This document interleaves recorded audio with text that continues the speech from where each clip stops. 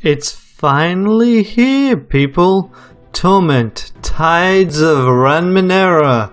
It's time to start a new game. Technically speaking, we could continue right where Torment Thursdays left off, but they did say that there were going to be some changes to start of the game, so I think that's what we'll do. I'm just going to check to see if there's any other things in here, so see if there's anything I want to do. I don't think there's anything in particular though. Let's just double check everything. Yeah, no, that's all fine. Alright, so save and close. Start new game.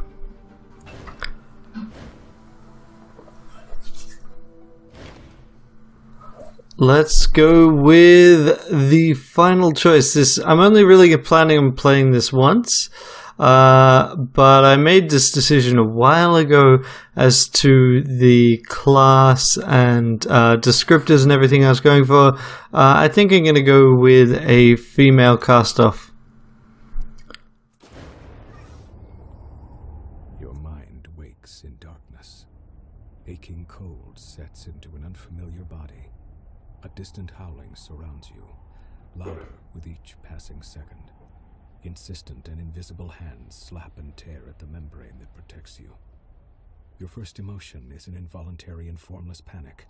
You feel you have forgotten something important, as if it once meant the world to you. But the details slip away as you grasp at them. You force your... Let's look at this body. The body is... wait, you are wearing a form-fitting suit of some dark material. You recall that you were wearing something much more elaborate a short time ago. You have smooth, light brown skin, 5 fingers on each hand, 5 toes on each foot. Good muscles, strong but not bulky, and slim hips. Your palms are soft, as if they have not done much labor, but scars and burns on the hands and wrists suggest that you haven't always been careful. Why can't you remember this? Without warning, the cocoon that surrounds you shreds and tears away. You are falling. Above you, a small moon is slowly collapsing in on itself. The world is many kilometers. So they really haven't changed this part. The wind's louder. You are spinning too rapidly to get a good look. You can see a large landmass, a vast body of water directly below you, and scattered archipelagos. But the detail eludes you. A deep black night is above you, its nocturnal clarity disappearing. Let's try and remember what happened. It's hazy. You were in a tall passageway, its sides slicked with dew, the air warm and moist, as if you were caught in the breath of a giant organism. You remember fleeing in fear and exhilaration, laughing through the terror. What was it that pursued you? Something ancient and cold, its coiling power the promise of oblivion. Its shadowed tendrils struck at you, and the walls where they landed were torn apart utterly, destroyed beyond any hope of repair. You leapt into a membranous cocoon and fell from the station, the moon. And then you were empty. But who were you? What was that creature? A word surfaces in your thoughts, and you seize it before it vanishes. Sorrow. The world fills... The sorrow. Try to remember the sorrow. It hurts your mind to recall, but you push past it, a creature of the forgotten world seeking you out across the centuries. But it's not you it seeks, is it? It sought the man whose memories you shovel through now. And you realize suddenly that you are not him. You were... who? Let's focus on the memories. If you somehow managed to sidestep everything you know about anatomy, physics, and death, and you were surprised to realize that you do know something about them, and you survived this fall, you suspect that you might be able to reawaken a dormant strength you sense inside you. But who could possibly survive a fall from this height? We can. Reaching an escape tube, and you remember being struck by a tendril of force, and then the fall. The fall. You open your eyes in time to see a riot of color around you, your descent barely slowed, and then agony flares throughout your body as a crunching impact destroys you. The last thing you hear is a rapidly cycling whine of energy, and then... darkness. Okay, good to see not much has changed there. And it's possible a little bit of wording may have changed, but I haven't really noticed anything. Okay, here we are. This looks basically the same as it was in the beta. Not the beta, the alpha. The first alpha test. They had this nailed down quite some time ago. Jumbled thoughts cloud your head as you study the empty bowl before you. Drops of liquid fall from the ceiling, spattering on the ground next to the bowl. The light from every drop is reflected in the bowl's rounded hollow, as if it hungers for that light and needs to be filled. Yet the bowl remains dry. Let's examine the bowl. You trace your fingers over the slippery, overlapping scales that spiral up from the bottom of the bowl. The sharp-toothed rim plucks at your skin. It's going to be tricky to move this bowl without slicing your fingers on the edge. You might have to put some effort into it. The reflected light streaks across the surface of the bowl as another droplet falls from the ceiling. Okay, so let's disable the tutorials. I'm pretty sure I have covered that before. And we can see here that we have a 60% base because we've thoroughly investigated the bowl. And we can just dump all of our effort into it for a cost of 2 might, and that will guarantee us success. So let's do that. Okay. You carefully take hold of the bowl, avoiding the teeth on the serrated rim. With a deep breath, you move it over the glowing pool of fallen light.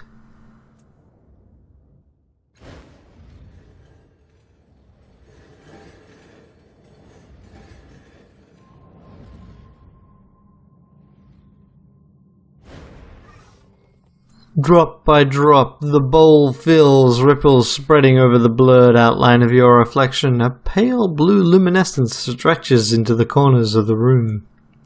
A clear radiance spills from the segmented floor, washing away the nearest shadows and pouring into your mind, melting the ragged edges of your fragmented thoughts. You are not whole, not yet. But you've begun to heal from the damage done in your long fall. A voice calls out from somewhere high above, beyond the reaches of the spreading light. Hello? You still alive down there? We're up here. Build a path up to us, and be careful.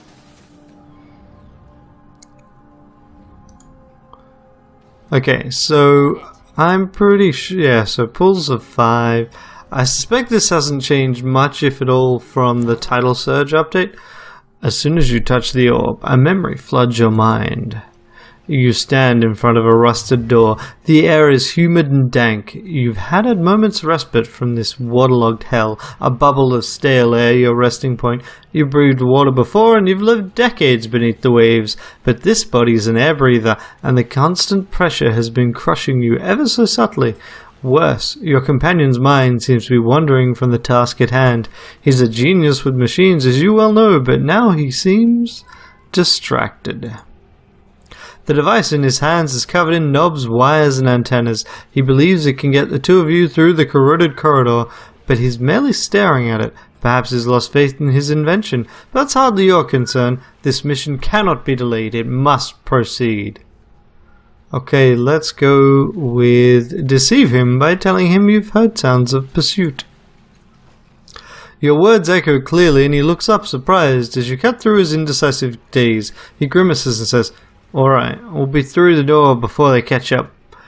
His fingers make minute adjustments to the knobs and blinking levers of the device, and the stale air of your bubble freshens as the door swings open. A dark hallway lies beyond, a passage that links the waterboarded cells and the aquatic viewing areas. What you seek lies here. Moments later, you're underwater again, your hands closing around a strange yet familiar artifact. You need it to complete something. It hovers above a pedestal, rotating in the dark water.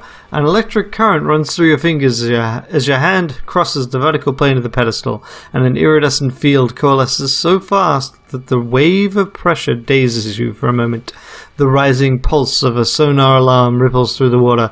The guards won't be far behind. Let's use the device to stop them. One of the ciphers from my belt. You run urgent fingers over the device fastened to your waist, a fog rising in your mind. A few can be used against the guards, but will also turn your skin to synth steel or the surrounding water to boiling wax. Hardly ideal. Finally, you find a small silver sphere. Setting the sphere in place, you kick desperately for the safety of a nearby alcove.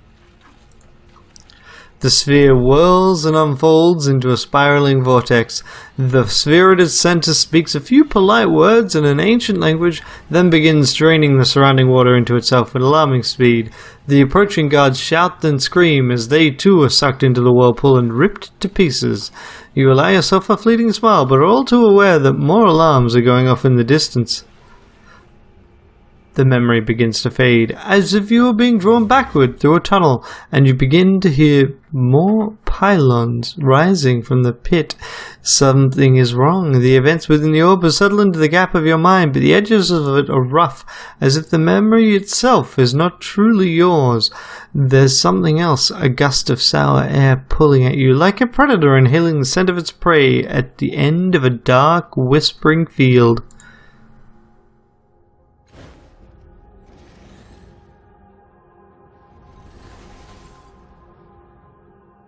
Okay, give me my mouse. There we go. Next one. All right.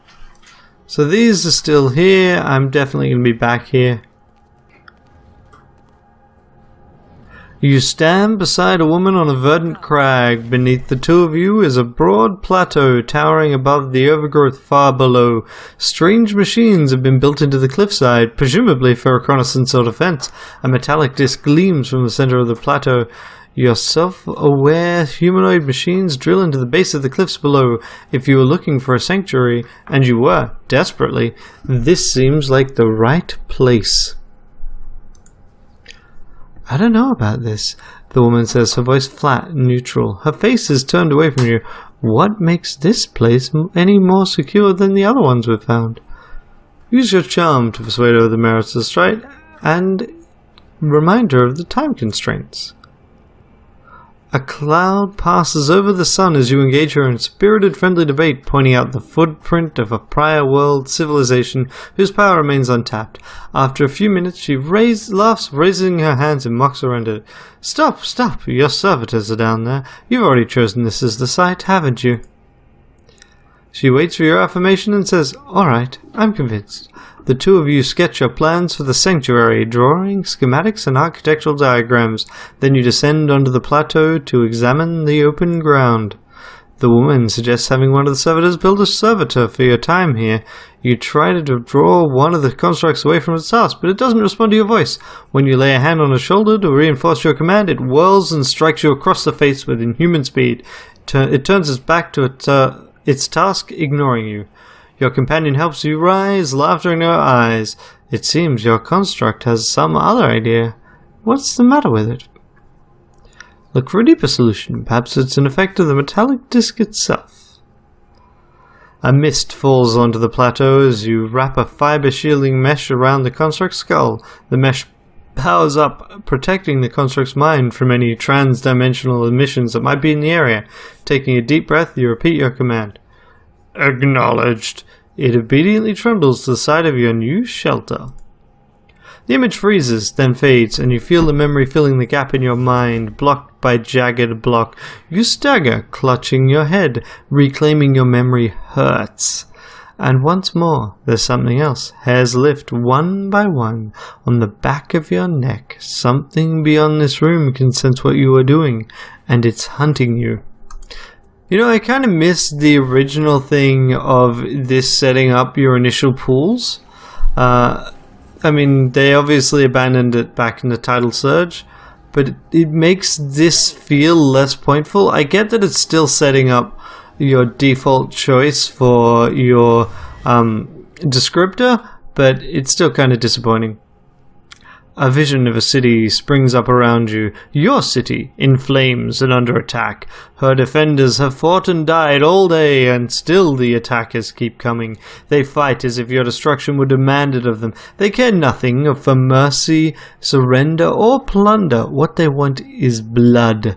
But you've brought a keen-eyed companion to the top of the tower. She's seen the way to stop the invaders. You need to get her to safety. You need to rally your defenders.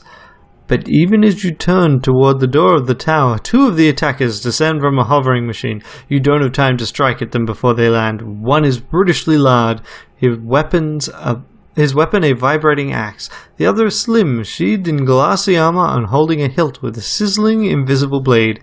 Your companion backs away. She's too young to help.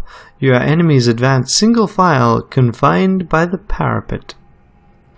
Let's fight defensively and figure out who presents the greater threat. The memory seems crystal clear. The giant is menacing, it's true, but the invisible blade of his companion is more worrisome still. The energy field that flickers and waves around it suggests that she can carve matter at the molecular level, tearing pieces of her target into nothingness.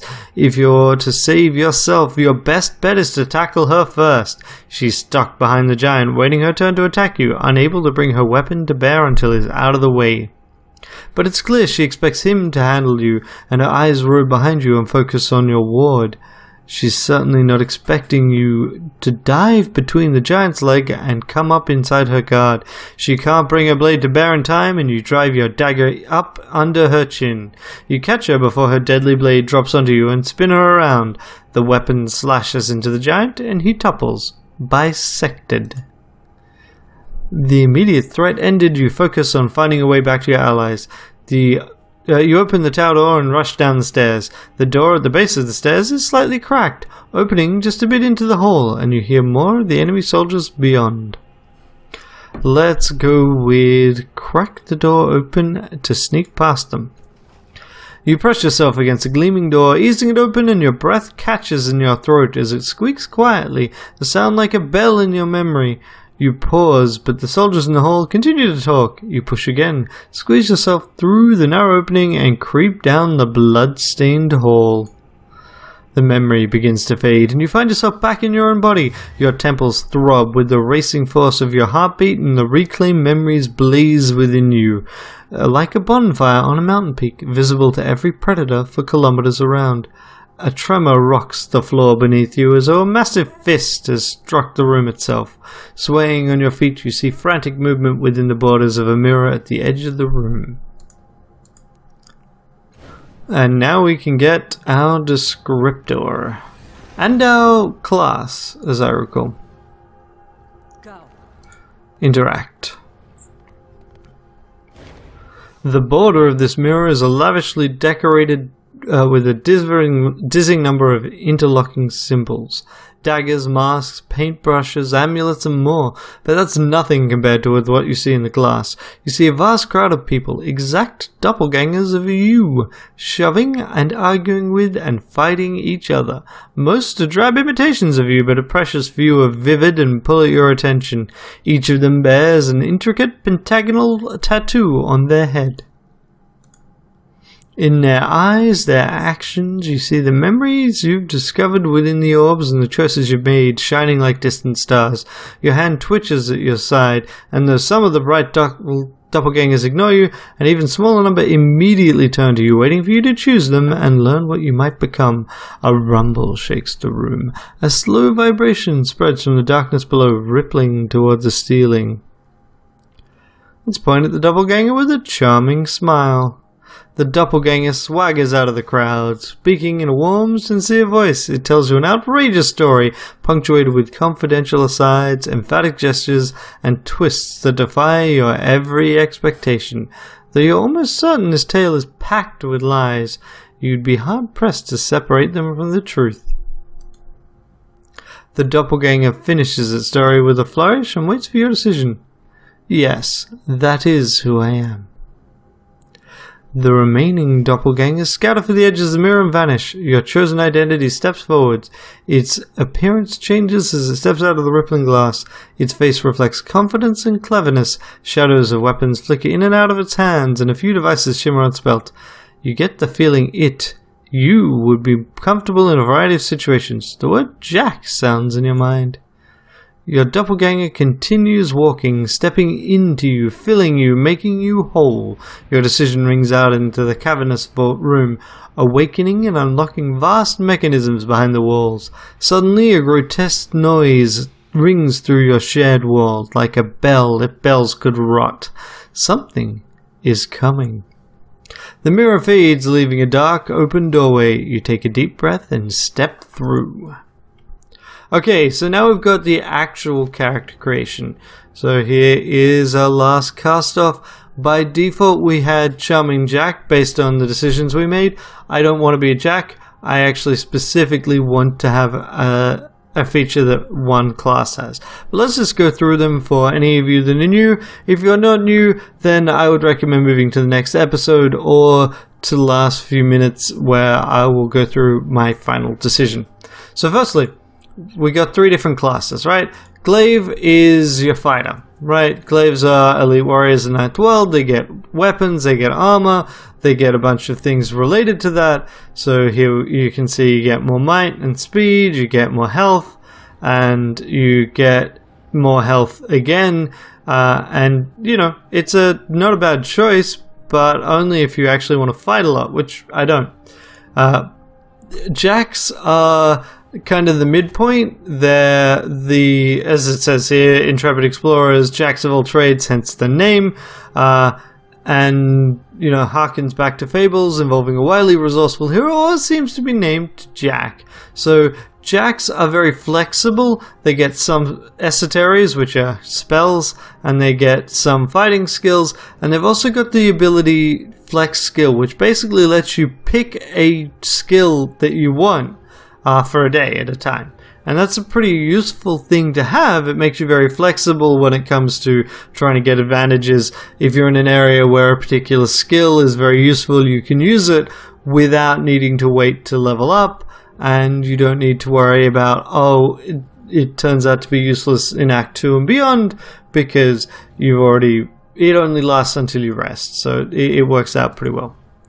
And then there is the nano, the wizards, the mages, the clerics, whatever.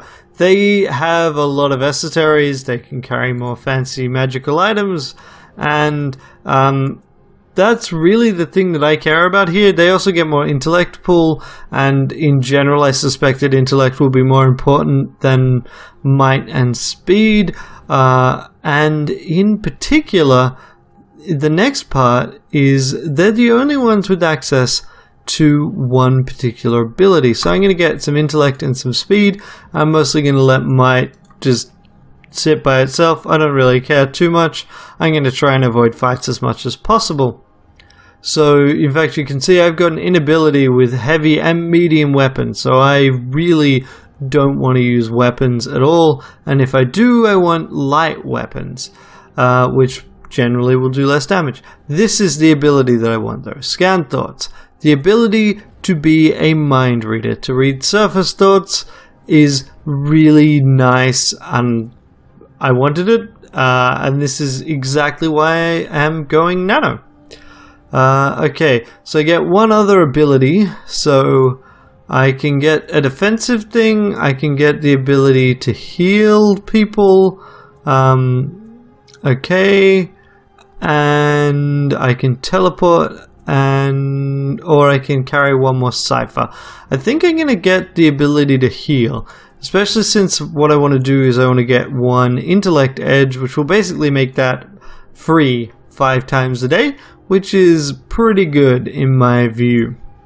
So exploration skill, so I can't take amanuensis, which is kind of what I would really like to get. That's interesting to know. So the question is, do I want machinery, mystical law, or natural law? I think I'm going to go with machinery based on these choices. Although this really has me tempted to change descriptor potentially. We'll see what's available at the end. We don't get weapon skills. Yeah. Okay, so this is what we picked. So it gives us persuasion and deception, but we lose one intellect pool, and we are actually weaker to will attacks, but that I don't think will come up as often. We could get clever, which would give us it'd give us more. It'd still give us deception. It'd give us much more by way of intellect pool and even defense, but it would make us worse at the skills that we've taken. So because we're bad at trivia, learned. So the other one that I would want to look for is any that gives me training in amanuensis, which is like the memories skill, and I don't see any that do that, so I will probably stick with my initial one.